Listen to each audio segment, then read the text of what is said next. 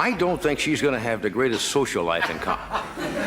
Look, nothing, don't, wait a minute, Freddie, come here. Wait a minute, come on. Johnny Carson was the king of late night, but he held a secret. He knew the smiling faces on his couch weren't all patriots. A former producer revealed Carson kept a list of Golden Age stars who smiled for America's cameras, but secretly despised the country.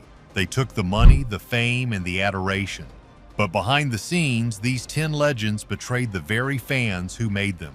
We're revealing the stars who Johnny said pretended to love America while privately condemning it. The list is shocking. The first star to be canceled. So, here's the deal with the first name on the list, Charlie Chaplin. This guy basically created the iconic Little Tramp character that made America fall in love with him. His silent films grossed millions and established him as one of Hollywood's first true superstars. But here's the catch. Beneath the bowler hat and cane was a man whose relationship with America grew increasingly strained. Chaplin was probably the earliest example Carson would mention. A former Tonight Show writer said Johnny studied comedy history obsessively, and Chaplin was initially a hero to him. Later, he saw him as a cautionary tale. What most people don't realize is Chaplin, born in London, never became an American citizen. And get this, he lived in the United States for over 40 years. As his fame grew, so did his willingness to express controversial political views. His 1940 film, The Great Dictator, boldly satirized Adolf Hitler at a time when America was still officially neutral in World War II. While this anti-fascist stance seems commendable now, Chaplin's alleged communist sympathies soon put him in the crosshairs of government investigators. The breaking point came in 1952. While Chaplin was sailing to London for the premiere of his film Limelight, the U.S. Attorney General revoked his re-entry permit. Essentially exiled, Chaplin decided not to fight for his return, settling in Switzerland and declaring, "I have been the object of lies and propaganda by powerful reactionary groups." A former writer recalled, "Johnny joked about everyone, but Chaplin saw it, he just smirked and moved on." He believed Chaplin had taken everything America offered and then turned his back when it became inconvenient. Chaplin would return to the United States only once more in 1972 to accept an honorary Academy Award. By then, Carson reportedly viewed him as the prime example of a star who had benefited immensely from America while harboring deep resentment toward it, but Chaplin was just the beginning. The next star's betrayal was even more personal for many Americans. Why Johnny kept inviting her back. Jane Fonda was Hollywood royalty. She was the daughter of beloved actor Henry Fonda, an Academy Award winner and one of the most successful actresses of her generation, but her actions during the Vietnam War earned her a permanent spot on Carson's list. A former Tonight Show producer revealed Jane Fonda was probably the most controversial guest Carson ever had on the show. The tension in the studio was palpable whenever she appeared, even though Johnny always remained professional on camera. Fonda's 1972 trip to North Vietnam, where she was photographed sitting on an anti-aircraft gun used to take down American planes, earned her the nickname Hanoi Jane and the permanent enmity of many veterans. During radio broadcasts from Hanoi, she suggested American POWs were being treated humanely by their captors and called U.S. leaders war criminals. The crazy part is, when she returned from Vietnam, The Tonight Show received thousands of letters and calls demanding Johnny never have her on again. But Johnny believed in letting guests speak for themselves, though he never forgot what she had done. According to those close to Carson, he was particularly troubled by Fonda's comments calling America the aggressor. While Carson himself had mixed feelings about the war, he reportedly found her willingness to provide propaganda for an enemy nation during wartime deeply disturbing. Fonda was a political activist, but the next star's betrayal was one of pure ego-driven contempt. Why Brando hated the country that loved him. Marlon Brando revolutionized acting with his raw performances in films like On the Waterfront.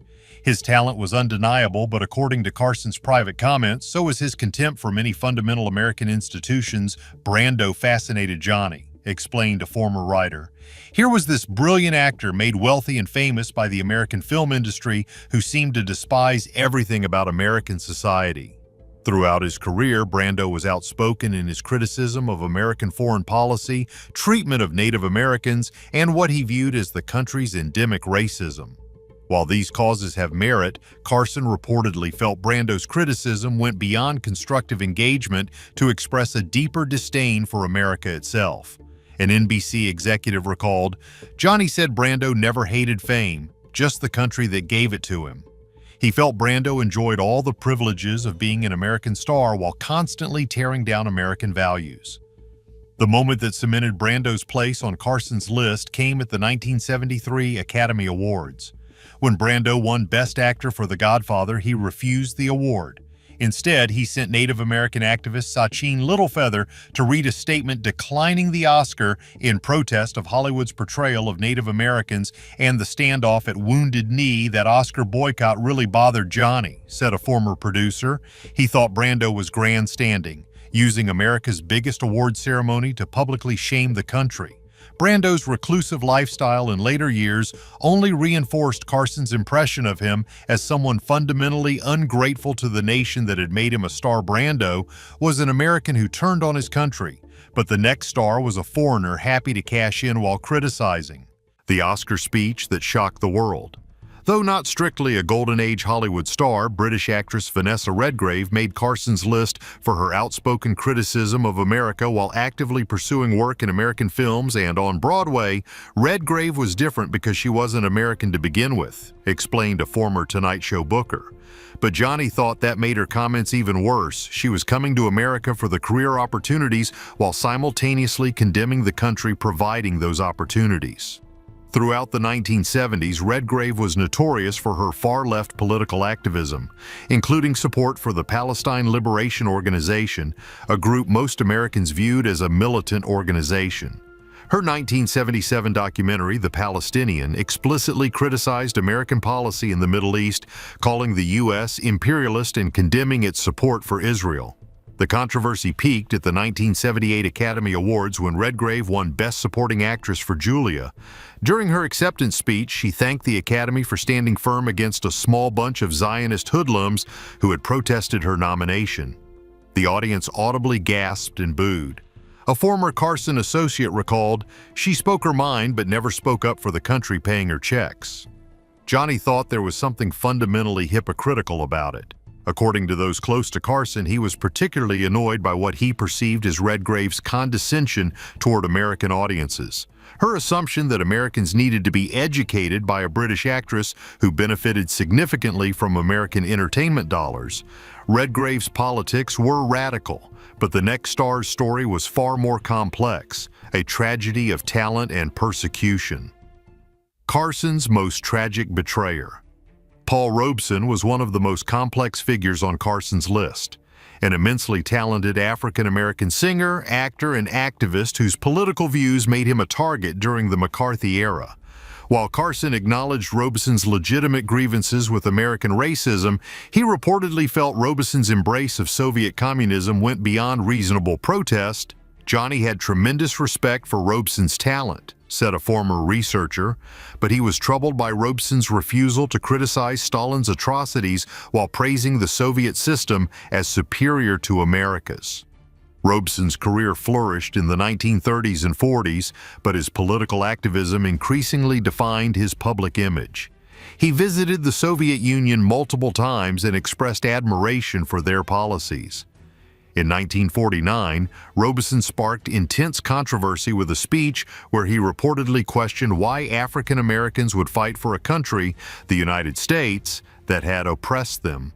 When his passport was finally restored in 1958, he spent several years abroad. His career never recovered from the blacklisting, and he lived in relative seclusion until his passing in 1976. Johnny saw Robeson as a tragic figure, a man whose justified anger at American racism led him to embrace an ideology that was fundamentally at odds with American values. Robeson's story was a tragedy, but the next star's disdain was pure, unadulterated snobbery. Why Liz Taylor loved America and Burton didn't. Welsh-born actor Richard Burton became one of Hollywood's biggest stars in the 1950s and 60s, commanding enormous salaries. But according to Carson's private comments, Burton never disguised his disdain for American culture. Liz Taylor loved America, Burton, not so much. A former producer recalled Carson saying this after interviewing the couple. Johnny thought Burton was happy to take American dollars while looking down his nose at American people. Unlike many foreign stars, Burton repeatedly refused to become an American citizen despite living in the country for many years. In interviews, he often made disparaging remarks about what he perceived as America's cultural shallowness and materialistic values. A former Hollywood publicist claimed, Burton used to call America a mad empire in private conversations. He thought Americans were unsophisticated. What particularly grated on Carson, according to those close to him, was the contrast between Burton's public charm on talk shows and his private comments. Johnny had a special distaste for stars who would mock American accents or customs backstage, then turn on the charm once the cameras rolled, explained a former director. He thought Burton was one of the worst offenders, brilliant, charismatic, but fundamentally contemptuous of America. Burton's heavy drinking often loosened his tongue, leading to even more explicit criticisms. Carson reportedly viewed him as the quintessential foreign star who extracted wealth from America while harboring deep-seated scorn for the country. Burton thought he was better than America. The next star thought he was smarter than America, and he resented it. The man who hated the system that made him. Orson Welles was the brilliant boy wonder who revolutionized both radio with The War of the Worlds and film with Citizen Kane. But according to Carson's private observations, Welles's early success gave way to bitter resentment of the American system he felt had ultimately rejected his genius. Johnny said Orson loved power, just not the country that gave it to him, recalled a former writer.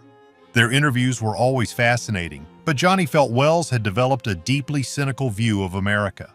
After the stunning success of Citizen Kane, Welles experienced a series of commercial failures and studio conflicts that left him increasingly marginalized in Hollywood.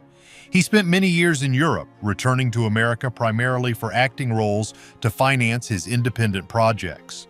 The FBI even maintained a file on Welles, labeling him a radical for his progressive political views. Welles became increasingly bitter about what he saw as America's rejection of artistic vision in favor of commercial interests.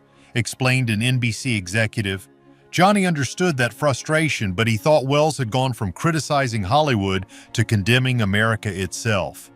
In his later appearances on The Tonight Show, Welles would often make sweeping statements about American culture being corrupted by commercialism.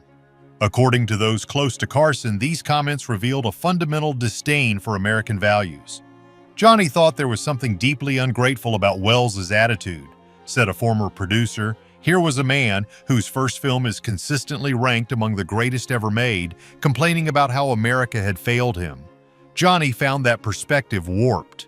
Welles was pushed out by the system.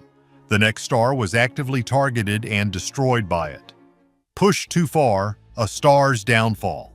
Jean Seberg's story was perhaps the most tragic on Carson's list. An Iowa-born actress who became a star in both Hollywood and French cinema, only to be destroyed by an FBI smear campaign targeting her support for civil rights causes. She wanted to change America. America erased her instead. A former researcher remembered Carson saying, Johnny saw her as someone who started with legitimate criticism and was pushed into actual hatred by government persecution. Seberg shot to fame at age 17. Her career took off with the French film Breathless, but as the 1960s progressed, her political activism began to overshadow her acting. Seberg became a financial supporter of the Black Panther Party, which led to her becoming a target of COINTELPRO, the FBI's counterintelligence program. In 1970, the FBI planted a false story in the Los Angeles Times, suggesting that Seberg's pregnancy was the result of an affair with a Black Panther member, not her husband. The stress reportedly caused Seberg to go into premature labor. Her daughter passed away 2 days later. Seberg attempted to end her life annually on the anniversary of her daughter's passing. Johnny thought what happened to Seberg was unconscionable, said a former producer. He was troubled by how her justified anger at FBI persecution evolved into what seemed like a rejection of America itself. Her story represented a disturbing cycle, criticism leading to persecution, and persecution fueling deeper resentment. Seberg's mental health deteriorated, and she was found in her car in Paris in 1979, an apparent self-removal. Seberg's tragedy was dark, but the next star's anti-American stance was a chaotic, drug-fueled performance. The rebel who became a Republican. Dennis Hopper embodied the counterculture spirit of the late 1960s, directing and starring in Easy Rider. According to Carson's private comments, Hopper went beyond artistic criticism to express what seemed like genuine contempt for mainstream American society. He wasn't acting crazy, he really thought the country was doomed. A former booker remembered Carson saying this after a particularly chaotic Hopper appearance. Hopper's relationship with mainstream America was openly antagonistic. After early success in films like Rebel Without a Cause, he developed a reputation for difficult behavior fueled by substance issues and erratic conduct. During the late 1960s and early 70s, Hopper became notorious for his apocalyptic pronouncements. In interviews, he frequently described the country as rotting from the inside out and celebrated the revolutionary potential of illicit substances to overthrow the established order. Johnny was fascinated by the counterculture, but he thought Hopper's views went beyond reasonable criticism. Explained a former producer, Hopper seemed to actively wish for America's downfall. What do you think? Was Carson right to judge these stars, or were they right to protest? Let us know in the comments. Don't forget to like and subscribe.